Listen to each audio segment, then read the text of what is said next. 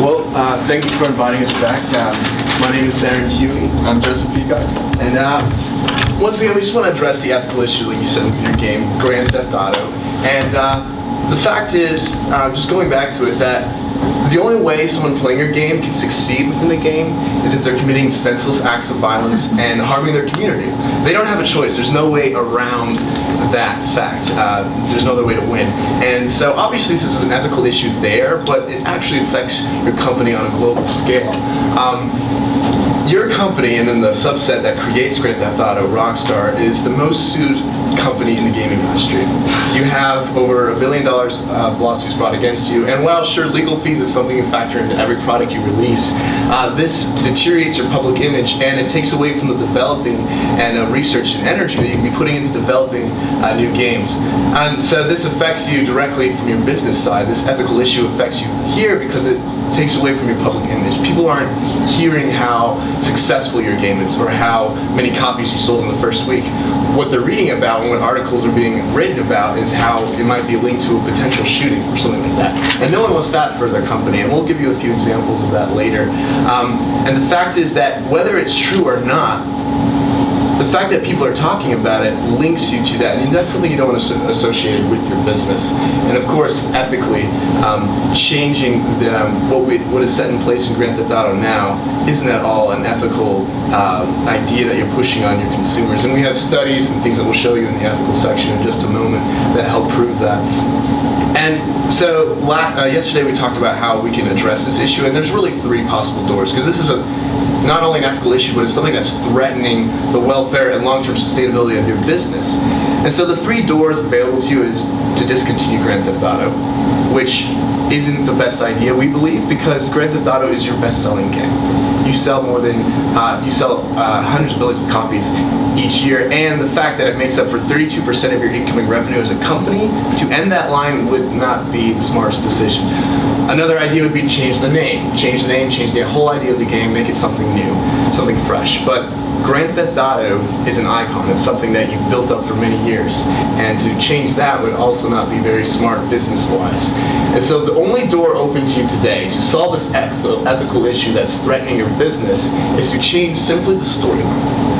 The storyline behind the game itself. Don't change the game, don't change the violence, because violence sells.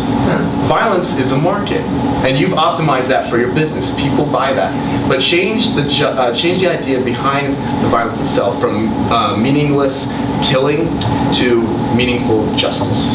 Put values and things people can stand behind within the game itself. And in doing so, you're going to be eliminating the vast majority of all your legal trouble, because that's what's brought against you. And so that certainly helps you there. And in direct result, you're enhancing your public image. People will hear how your game actually does well in the charts, and people are buying your game more, rather than linking it to massacres and things like that. And also, you're increasing your target market. And I know as a business, it's going to be ethically sound, sure, but making money in the process is also attractive. So you increase your target market by allowing to market to 6 countries that currently ban your game because of the graphic content included. So those are the basic solutions that we provide under that one idea. So changing the storyline behind the game, creating this ethical solution for your business allows you to not only put you on an ethically straight path, but bring your company to a whole new level. And Joey's going to actually talk about the ethical side of it a little bit more and use some examples. Thank you, Aaron. Yeah. So we talk about the storyline a lot. What in the storyline is really producing these articles? Why are people talking about it? And we mentioned that it's not just the violence in the storylines, it's something else. So what we want to do is take a look at a mission. I'll be the character, and you'll be the player. I'm the character, so I'm walking into the room and I'm doing a mission called Do Your Patriotic Duty. Encourage you to do something that a respectful citizen should do, right? But then it's distorted, because I'm walking into a room and in front of me is a table. On the table are tools. They're not tools intended to fix a car, they're not tools intended to do a home improvement project. These are torture weapons.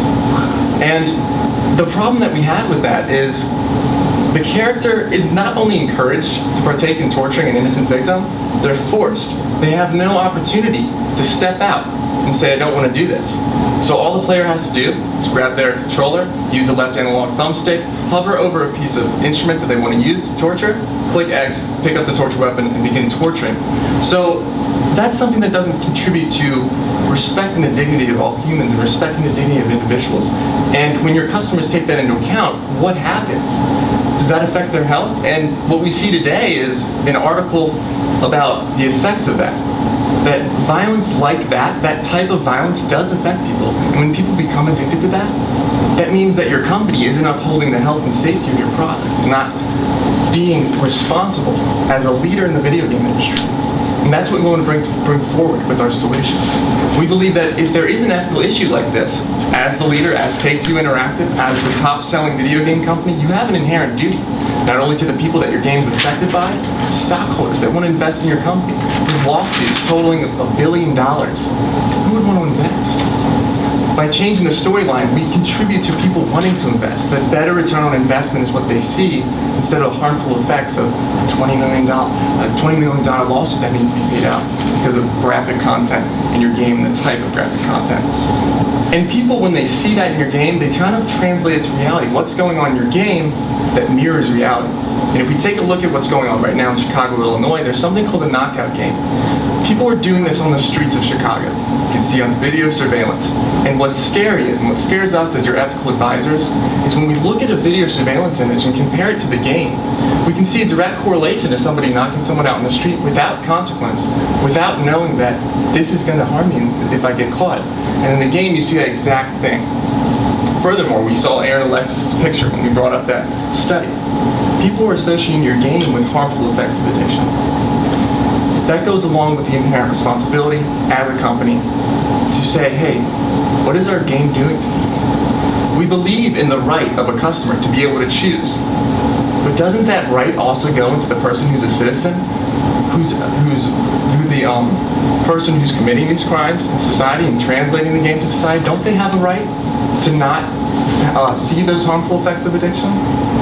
So when we look at articles, when we look at studies, and we look at people in the community who represent somebody with a lot of experience, like a man named Brad J. Bushman. He's a syndicated columnist who writes for the Huffington Post. He writes for many other articles and newspapers. He's a psychology and communications professor at Ohio State University. He also has 25 years of extensive video game research, and he's recently been studying Grand Theft Auto and the effects of it.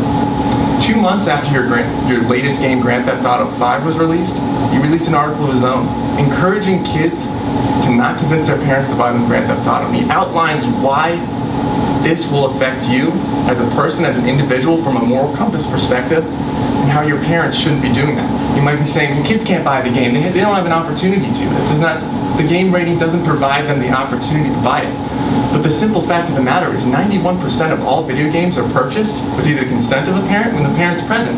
So if parents are reading an article a week and a half before Christmas time saying, don't buy your kid Grand Theft Auto for Christmas, that also hurts sales. And from a business perspective, we don't want that. So when you uphold the solution and you get involved with research collaboration with psychological experts that can design a game that can have that meaningful justice storyline, and you can work with game creators to create a perfect image of, yes, this is Grand Theft Auto, but you're becoming that good person in society, not the person that's committing Grand Theft Auto, but the one who's catching somebody who is. When you do that, you uphold values, and people see you as a leader in the industry, a violent video game industry that desperately needs a leader right now. So when you can be that person, you already are on top. You can be that person. You set an example for other companies like Activision, Ubisoft, these other gaming companies. You become that ethical leader, and I think Aaron can explain furthermore our solution in regards to that. Right, absolutely. Thanks, Joey. And on top of that, like we said, only changing the storyline with Grand Theft Auto. We want to keep that brand the same. We want to keep that icon the same. But even keeping the idea that you're in the criminal world and you're involved with what's going on, that kind of rebellious outside of the law, that appeals to people as well. And from a business standpoint, you don't want to lose that necessarily, but you can still put justice behind what the character is doing within that. Like, say for example, something our research team came up with was to create Grand Theft Auto 6 Incognito, which is basically a game where the main character is not going around killing people and stealing things for the sake of doing it.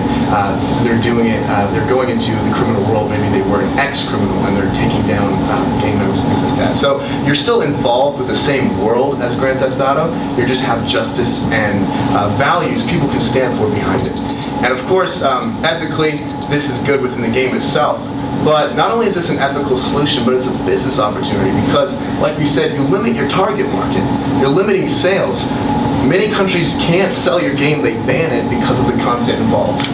Apply our solution, apply this proposal, and we'll help take your company to a new level while keeping you ethically straight. Thank you, Batman and Robin.